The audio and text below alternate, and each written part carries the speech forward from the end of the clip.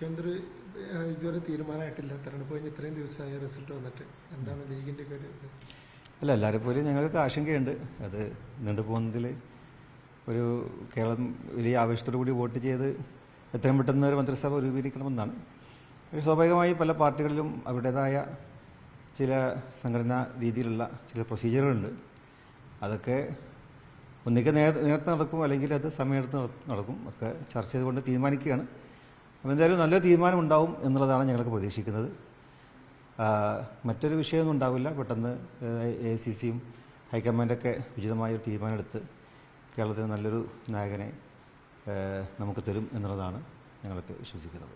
വൈകിയതൊരു നിരാശ ഉണ്ടാക്കിയ സ്വാഭാവികമായും അതൊരു നമ്മുടെയൊക്കെ മനസ്സിൽ എല്ലാ മനുഷ്യർക്കുണ്ടാകുന്ന ഒരു ഫീലിങ്സ്. കാരണം നമ്മൾ വലിയ ആവേശത്തിൽ നമ്മൾ രാവിലെ മുതൽ വൈകുന്നേരം വരെ TV-യിലിരുന്ന് നമ്മൾ വിജയം കാണുകയും അത് ആഘോഷിക്കുകയും പിന്നീട് പെട്ടെന്ന് തന്നെ ഒരു ഭരണമാറ്റം ഉണ്ടാവണമെന്നുള്ള ജനങ്ങളുടെ ആഗ്രഹം ഉണ്ടായിരുന്നു. അതൊക്കെ അതായത് സമയമുണ്ട്, 23 വരെ സമയമുണ്ട്.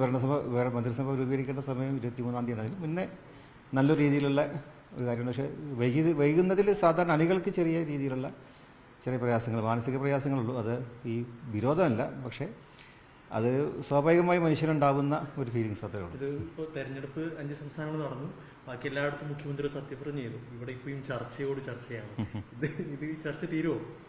തീരും, പെട്ടെന്ന് തീരും. കാരണം ചില പാർട്ടികളൊക്കെ എല്ലാം ന്യൂക്ക് ആൻഡ് കോർണർ നോക്കിയാണ് ചർച്ച ചെയ്ത് തീരുമാനിക്കുക. അപ്പോൾ അതിൻ്റെ രീതിയിൽ നല്ലൊരു പര്യവസാനം പെട്ടെന്നുണ്ടാവും. നിരാശപ്പെടേണ്ട ആവശ്യമില്ല. മുസ്ലിം ലീഗിന്റെ MLA-മാരടക്കം പറയുന്നത് അവർക്ക് ആഘോഷിക്കാൻ പുറത്തു പോകാൻ കഴിയാത്ത, ജനങ്ങളെ ഫേസ് ചെയ്യാൻ പറ്റാത്തൊരു സാഹചര്യം ഉണ്ട്.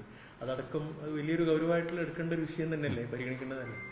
അതെ, സ്വാഭാവികമായും അതൊക്കെ ഒരു പ്രശ്നമാണ്. അത് നീളുന്നതിൻ്റെ ഭാഗമായിട്ടുണ്ടായ ചെറിയ ചെറിയ കാര്യങ്ങളാണ്. അതൊക്കെ ഓവർക്ക് ചെയ്യും. അതൊക്കെ പെട്ടെന്ന് തീരുമാനം ഉണ്ടാവും എന്നുള്ള വലിയ ശുഭപ്രതീക്ഷയിലാണ്.